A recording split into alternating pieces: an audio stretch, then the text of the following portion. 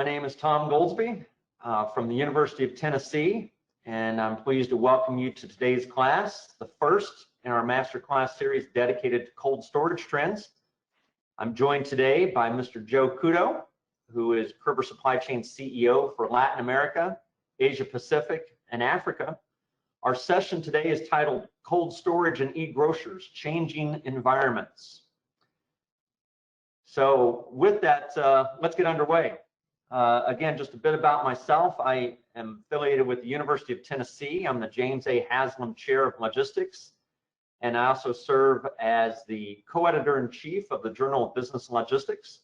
And I'll be serving as your host not only today, but throughout the masterclass series. I'm joined today by Mr. Joe Couto. Joe is Kerber's supply chain software CEO for Asia Pacific, Africa, and Latin America, and he also has global responsibilities for the 3PL solutions area within Kerber's suite of solutions. Joe has been involved in supply chain execution software for over 35 years as a founder of his own 3PL software company that is now part of Kerber Enterprise 3PL WMS Solutions Suite. He has personally worked in the 3PL cold chain industry and delivered solutions to cold chain professionals globally during most of his professional career. And I'm going to turn things over to Joe in a few minutes, but please allow me to go over a few items first and set the stage for today's session.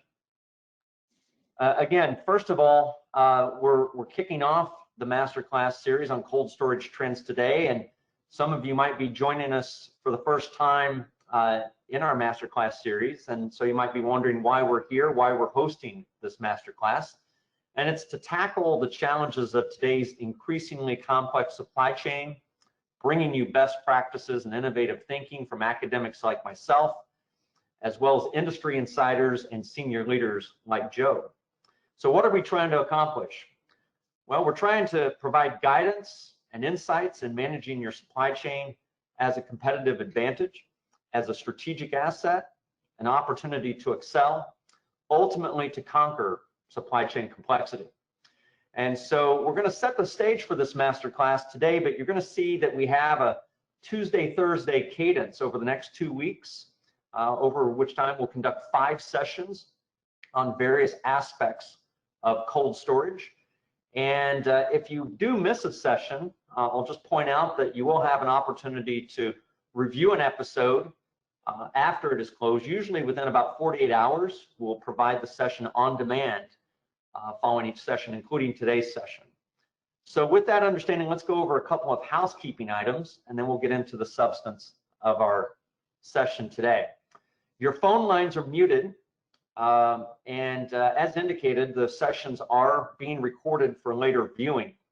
I would encourage you to submit questions. If you have any questions for Joe, we will be sure to allot the final 5 minutes or so to today's session for Joe to address those questions. And any questions not addressed during the session will receive follow-up afterwards.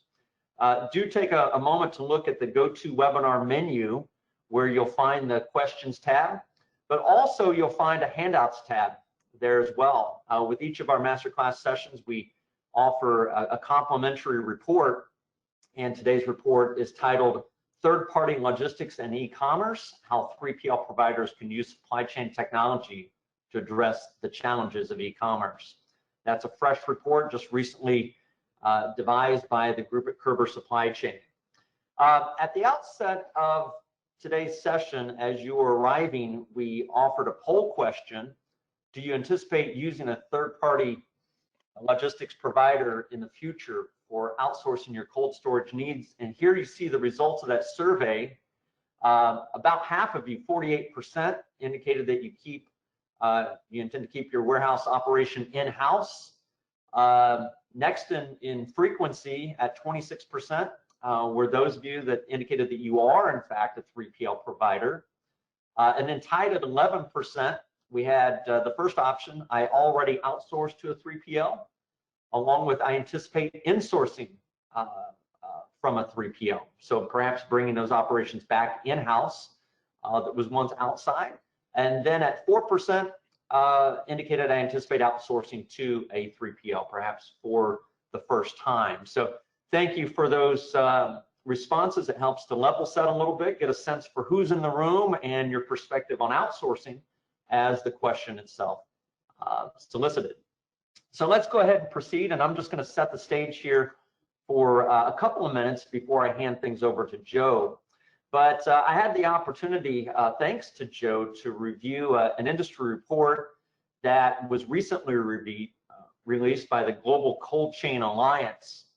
They surveyed 170 member companies in a multinational survey. And what I want to point out is that this is a very recent survey. This isn't, as we know, data has a very short shelf life these days, particularly how dynamic the world is in light of the pandemic that we're all continuing to experience. But these data were collected in late April through early May, while we were in the throes of the pandemic. So these perspectives are quite fresh, and I think pretty telling, in my opinion. And so I just direct you to look at these 4 areas of inquiry, where the blue bars, the first bar in each instance, indicates expectations of growth. And you see pretty robust expectations of growth, whether it's in terms of outsourcing, growth of e-commerce, which is almost off the charts. 74% of respondents indicated they expect growth of e-commerce, and I know Joe's going to provide a deeper dive in that area. Also, the diversification of temperature control products at 48%. And then finally, the need for new modern warehouses to accommodate today's dynamic challenges. And that perhaps might lend to a pretty robust response on that first question around outsourcing by customers. And so there's no doubt the demands are great and getting greater according to this survey. I've got a few more data points to share with you before I turn things over to Joe. So if we can proceed to the next slide. See 3 more areas that the GCCA asked about in their survey.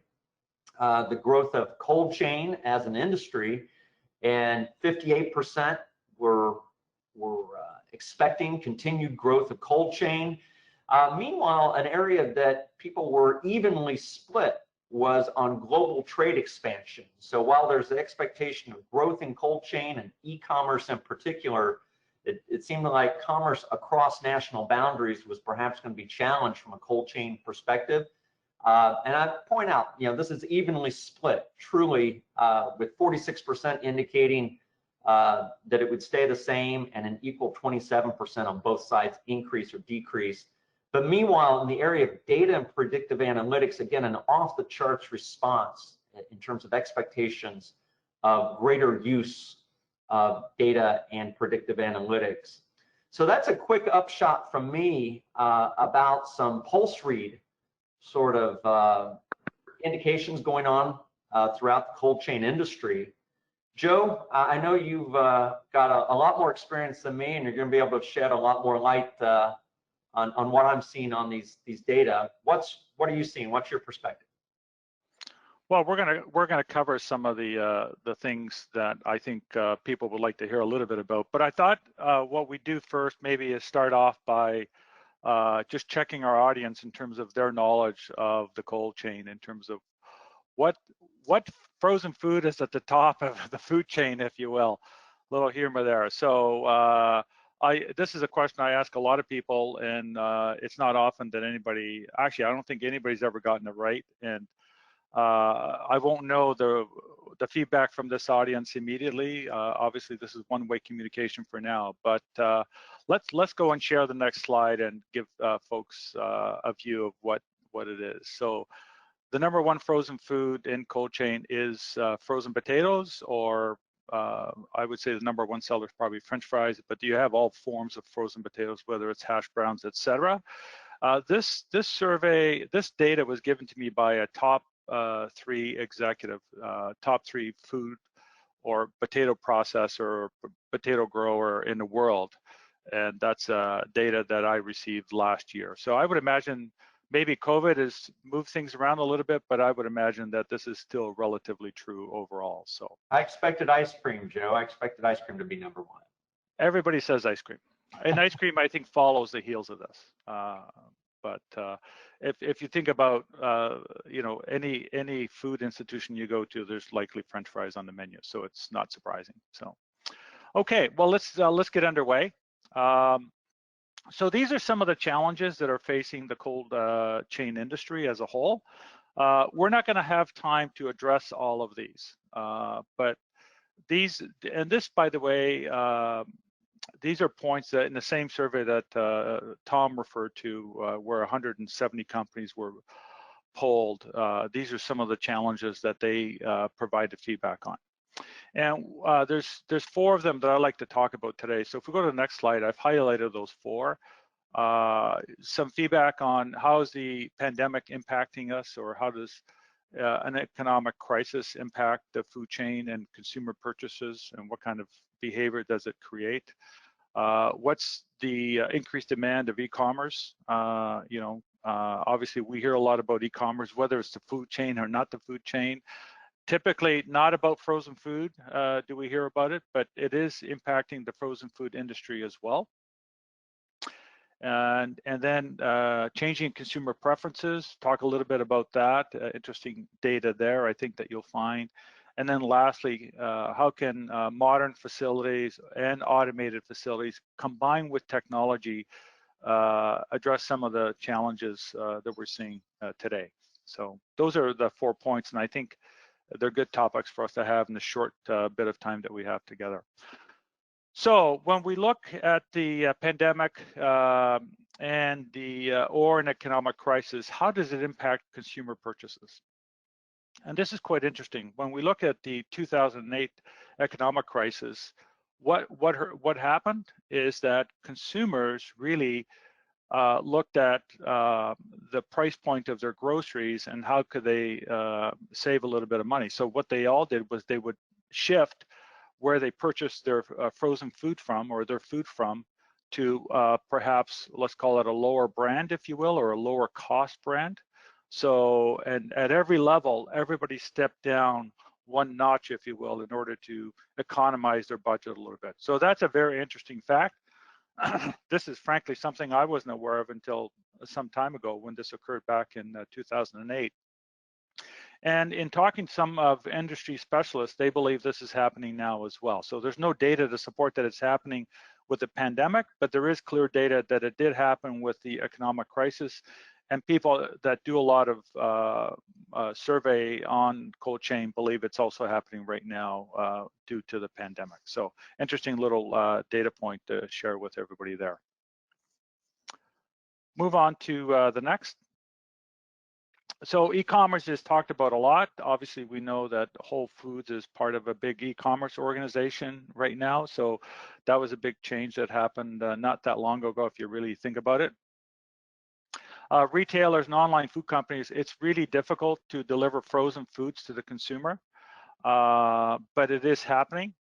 There is such a wide variety of temperature zones in the food chain, in the cold chain, and it's a challenge to handle food safety and quality properly. So that's a big challenge for e-commerce. The other challenge for e-commerce is that you really need volume and suitable automation and technology to have cost-effective cold chain, right?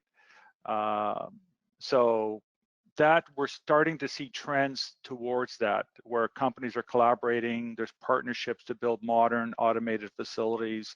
We're going to touch on one towards the end of today's presentation, but that's certainly something that's key in the infrastructure for food safety. The other challenge with e-commerce and food, temperature-controlled foods, is that in some parts of the world, there isn't proper food safety legislation. So we do see somebody with a modern warehouse, great practices in food chain, but then the product gets thrown onto a truck with improper refrigeration in the truck. So it's lacking legislation throughout the whole supply chain. But we do see that evolving in different countries. Even in China, it wasn't that long ago that they had to look at legislation for this part of the food chain.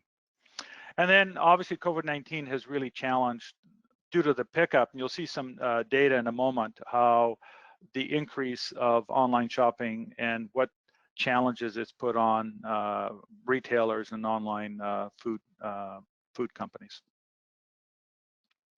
We move on to the next slide. So here's some backup data, real data that supports how the COVID has really impacted the e-commerce world. If you look here, you can see in the frozen food area how it's really spiked in early March when it really kicked in. And then here we have it through the end of March, but then it's sustained and it's stayed up.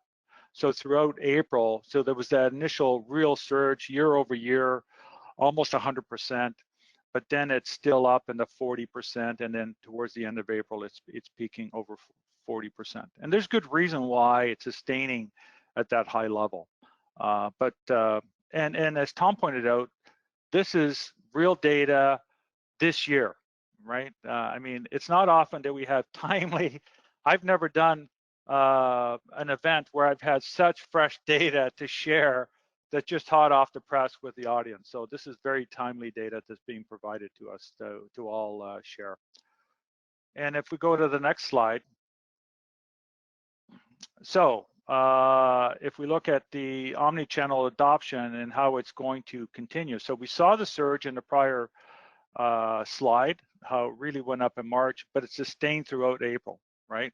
So it is expected that consumers are now customized to online shopping, getting their groceries, whether it's pick up at the grocery, what they call click and collect, order online, go to the store, pick it up and drive off, or have it delivered to their home. So that experience will continue, online shopping. And what that means is that to sustain this level, that we are going to need specialized cold chain infrastructure, whether it's retailers or 3PLs partnering with retailers to establish that infrastructure. And that infrastructure is going to have to be located in the hotspots where we have growing population, whether it's an urban or a suburban area. It needs to be relatively nearby the consumer, okay? But the capital cost for these infrastructures is very high. The automation, the technology, whether it's software technology or actual automation, plus real estate in urban areas, near urban areas is very expensive. So we'll probably see more and more partnerships where 3PLs, for example, can make the investments in the capital needed to put up these facilities. Also, if you look at historically, we didn't have long-term contracts between, let's say, a retailer, distributor, or a 3PL. Now we're going to see much more long-term contracts because to put up a very high-cost investment needs a long-term contract to get the ROI back and so on. And we're also going to see retailers and 3PLs invest in these micro fulfillment centers, right? These small facilities that will cater to getting the goods to the delivery companies, because in online shopping, that last mile delivery is very difficult, especially when you have multi-temp zones. You've got to deliver goods with top quality to the end consumer. So really a lot of adoption going on, a lot of changes, a lot of partnerships and collaborations going on to meet the demand. So this is an exciting time in the cold chain market.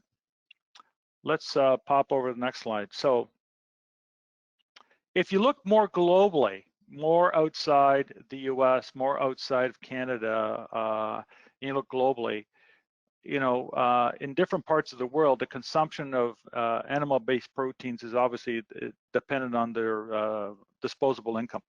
So as countries have more middle-income people, you're seeing the more consumption of animal-based proteins. Typically, the sequence is that people will afford to buy chicken, then to pork, then to beef, and then to fish. Fish obviously is unique. Fish is one of the most expensive proteins, but fish, you can also possibly live in an area that fish is readily available and economic, but in most places, fish is considered one of the most expensive proteins. So now I've heard a number, I haven't substantiated this, that people need $4,000 annually, US dollars, of disposable income to move to an animal-based protein.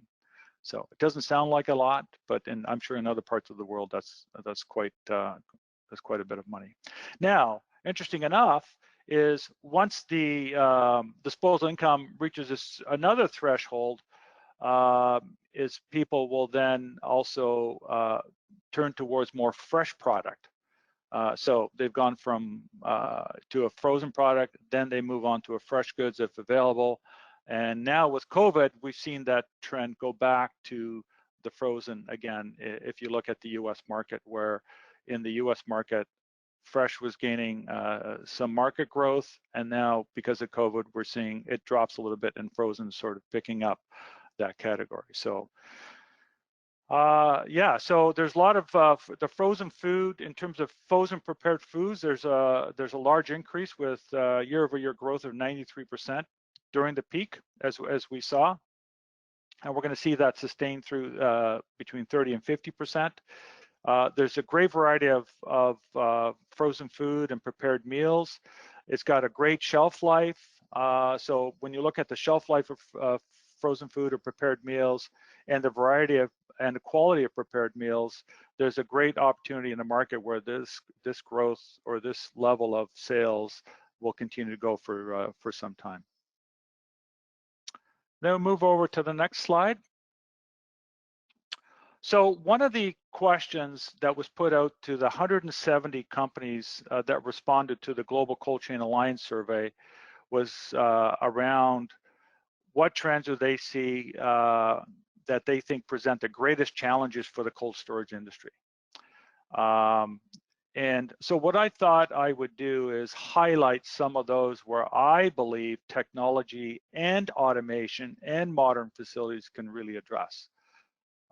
So driver and work shortages, certainly some level of automation. I mean, there are facilities in North America today and some in Europe where you have lights out, there's nobody in the freezer, right? You only have staff on the dock for the induction of product into a facility and the shipping of product. So you can certainly reduce the workforce. That's certainly we do need to look at outdated refrigerated facilities, warehouses, and really have modern, efficient facilities. So that automation and modern facilities is important as we move forward.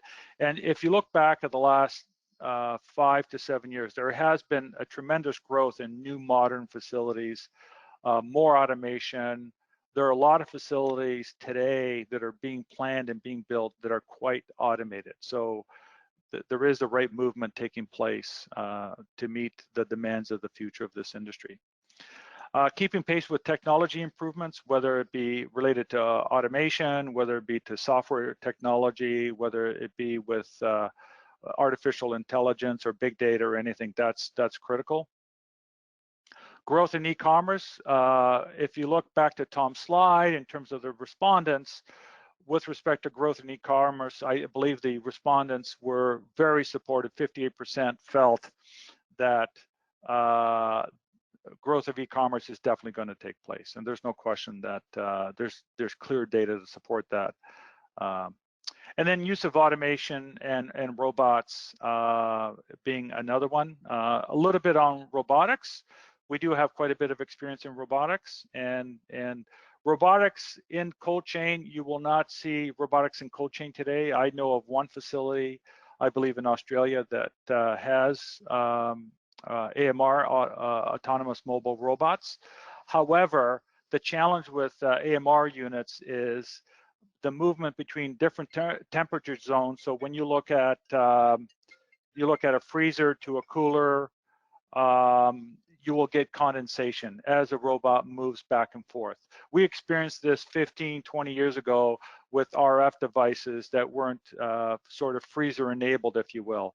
And now we're seeing a little bit of this with robotics. But what the robotics companies are looking at in solving the problem, one is they're trying to figure out how to solve mechanically or technology-wise, how they can seal the units, how they can heat the units and deal with the condensation. But secondly, they're also trying to find creative ways of solving the problem. In other words, do they create a tunnel where an AMR stays in a freezer and then there's a pass-through system onto a dock or onto a different temperature zone. So there are some creative solutions that are being planned and looked at by the various AMR providers.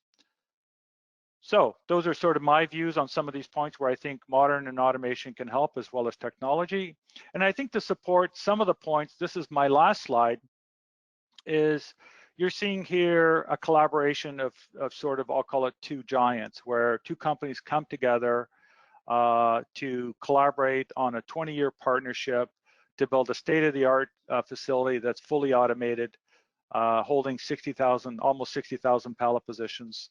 So a large retailer, also very involved with Peapod for online e-commerce and cold chain, and a large, I believe the second largest cold chain provider in the world, a 3PL, Americold, and this partnership that will really come together to support some of the points we've just talked about over the last 10 or 15 minutes in terms of modern facilities, e-commerce growth, getting ready to support and enable that e-commerce growth to take place. So that brings me to an end on my piece, Tom. Excellent. Thank you, Joe. Really appreciate it. Great insights.